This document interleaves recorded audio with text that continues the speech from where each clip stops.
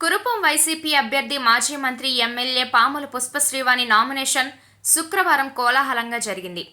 వేలాది మంది ప్రజలతో కురుపం నియోజకవర్గ కేంద్రం కిక్కిరిసిపోయింది. మండుటెండలో కార్యకర్తలు, అభిమానులు ఏమాత్రం వెనక్కి తగ్గలేదు.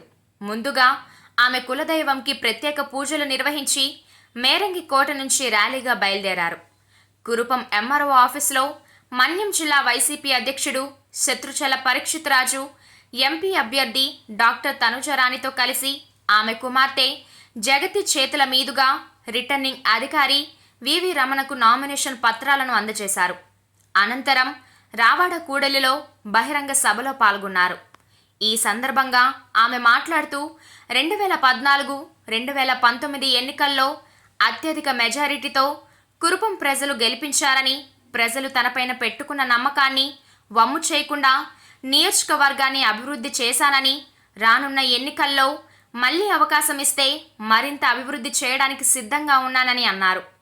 ఈ నామినేషన్ కార్యక్రమానికి నియోజకవర్గం నలుమూలల నుంచి వేల సంఖ్యలో కార్యకర్తలు, వైసీపీ అభిమానులు పాల్గొన్నారు.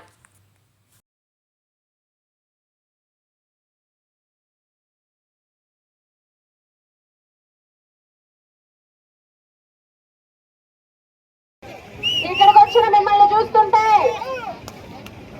ఒళ్ళు జలధరిస్తుంది,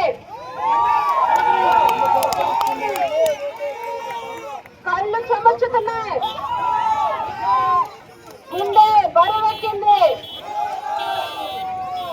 మండు టెండలో కాళ్ళు పగిలిపోతున్నా, చర్మం చిట్లిపోతున్నా, గుండెలో జగనన్నను నింపుకొని